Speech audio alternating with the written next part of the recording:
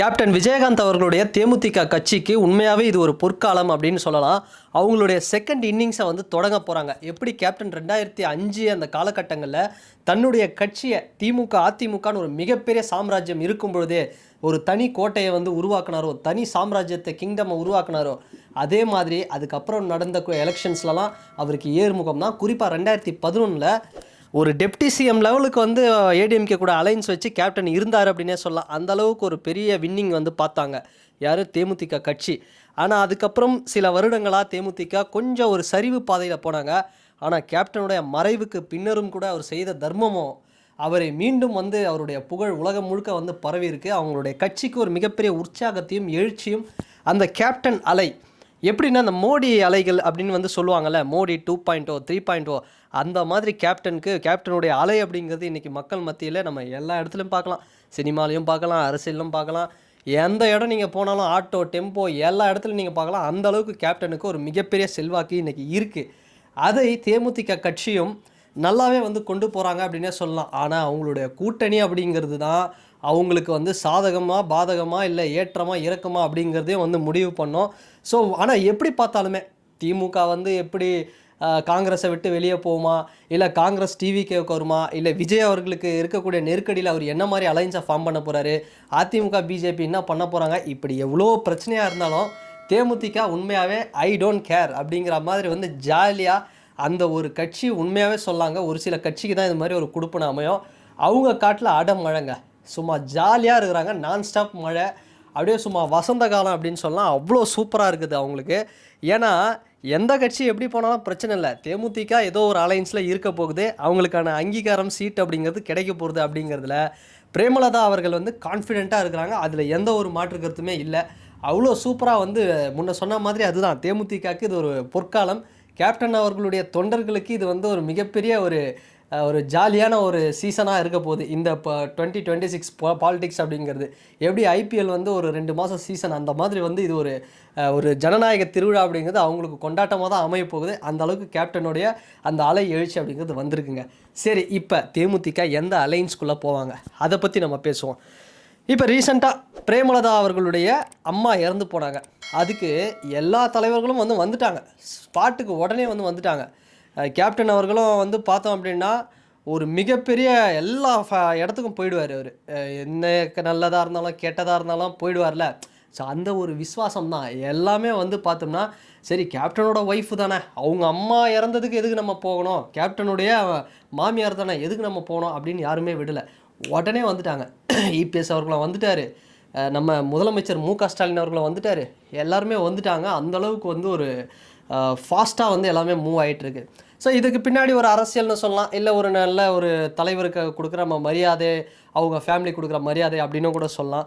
But என்ன இருந்தாலுமே பிரேமலதா விஜயகாந்த் அவர்கள் முன்கூட்டியே ஒரு மிகப்பெரிய மாஸ்டர் பிளானை வந்து இது பண்ணிட்டாங்க. அவங்களுக்கு என்னென்னா எல்லாரும் முந்து வரதுக்குள்ளே நாம் வந்து முந்திக்கணும் அப்படிங்கிறதுல ஒரு தெளிவாக இருக்கிறாங்க. நம்ம இப்போ முதலமைச்சர் மு க ஸ்டாலின் அவர்கள் உடல்நல குறைவாக இருந்தார். அப்போ கூட பார்த்தோம்னா இவங்க வீட்டுக்கே போயிட்டாங்க, பிரேமலதா மேடம் வீட்டுக்கே போயிட்டு முதலமைச்சர்கிட்ட பேசினாங்க. அப்போ கூட ஒரு நியூஸ் வந்தது, இந்த மாதிரி எத்தனை சீட்டு, 10 சீட்டா 12 சீட்டா இந்த மாதிரி டிஸ்கஷன்லாம் போகுதுங்க அப்படிங்கிற மாதிரி ஒரு ரூமர் வந்தது. அது உண்மையாக போயான்னு தெரியல.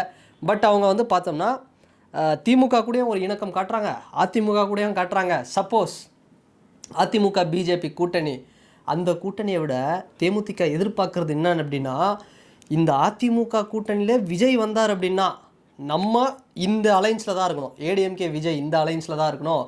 ஏன்னா விஜய் இருந்தார் அப்படின்னா அதிமுக கண்டிப்பாக திமுக தோற்றுரும். அதனால் அதிமுகவும் விஜய் கூட்டணியும் வந்து மிகப்பெரிய அளவில் வெற்றி பெறுவாங்க. அதனால் இந்த கூட்டணியில் தான் நமக்கான சீட்டும் அதிகமாக கிடைக்கும், நமக்கான செல்வாக்கும் அதிகமாக கிடைக்கும் அப்படின்னு வந்து ஒரு பக்கம் ஒரு பிளான் ஏ அப்படிங்கிறது போயிட்டுருக்கு. இன்னொரு பக்கம் பிளான் பி, ஒருவேளை காங்கிரஸ் திமுக விட்டு போனாலோ, இல்லை மற்ற கட்சிகள் விசிகா வேறு வெளியே போனாலோ அப்போது என்ன பண்ணலாம்? அப்போ வேறு ஆப்ஷனே இல்லை திமுகவுக்கு. பாட்டாளி மக்கள் கட்சி ஒரு மிகப்பெரிய ஆப்ஷன், தேமுதிக ஒரு மிகப்பெரிய ஆப்ஷன். ஸோ அந்த டைமில் நம்ம தேமுதிக நம்ம என்ன தான் வந்து டிஎம்கே கிட்ட டிமாண்ட் பண்ணாலுமே கொடுத்துருவாங்க ஒரு சீட்ஸை அப்படின்னு. ஏன்னா தேமுதிகவுக்கு மற்ற கட்சிகள் தேவை அப்படிங்கிறத விட மற்ற கட்சிகளுக்கு இன்றைக்கி தேமுதிக தேவை. ஏன்னா அதுக்கு காரணம் கேப்டனோட அலை தான். ஸோ அது வந்து இன்றைக்கி பெரிய லெவலில் இருக்குது. அது நீங்கள் போகிற இடத்துலலாம் பார்த்தாலே தெரியும். எல்லா இடத்துலையும் இப்போ ரிலீஸ் ஆன கேப்டன் பிரபாகரன் படம் கூட அந்தளவுக்கு வந்து சூப்பராக பர்ஃபார்மன்ஸ் பண்ணிச்சு. அதுக்கு காரணம் கேப்டனோட அலை மட்டும்தான். ஸோ அப்படி இருக்கும்போது இவங்களுக்கும் தேவை, அவங்களுக்கும் தேவை. இதில் என்னென்னா, சரி திமுகவாக இருக்கட்டும், அதிமுகவாக இருக்கட்டும், இல்லை அதிமுக பிஜேபி கூட்டணியாக இருக்கட்டும், இல்லை அதிமுக டிவிகே அலைன்ஸாக இருக்கட்டும், எந்த அலைன்ஸாக வேணால் இருக்கட்டும். ஆனால் தேமுதிகவுக்கு உண்மையாக நான் முன்ன சொன்ன மாதிரி அவங்க காட்டில் அடமழை தாங்க.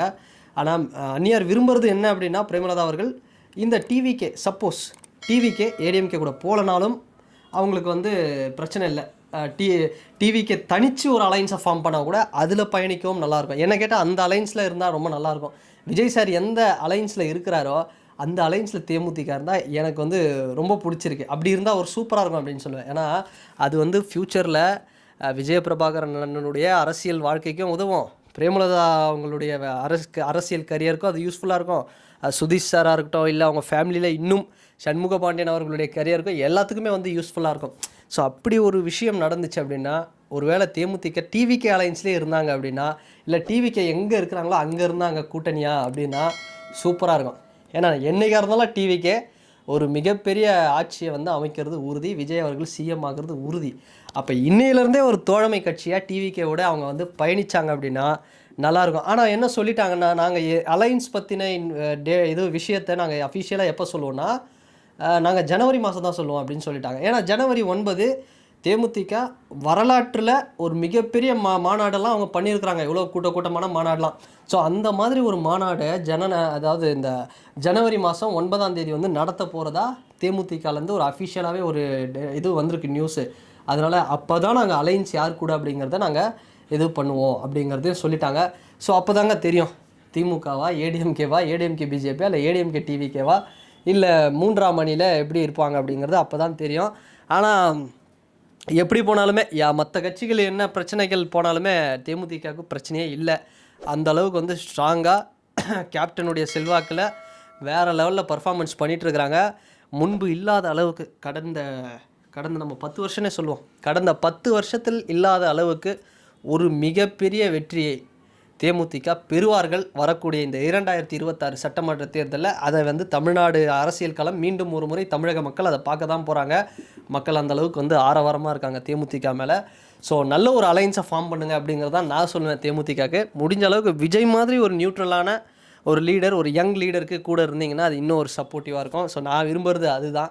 இல்லை அதை தாண்டி அவங்க என்ன டெசிஷன் எடுக்கிறாங்க, டிஎம்கேவா ஏடிஎம்கே அப்படிங்கிறது அது அவங்களுடைய பர்சனல் சாய்ஸ், அது நம்ம எதுவுமே சொல்ல முடியாது. ஸோ நல்ல க்ரோத்தில் போகுது தேமுதிக.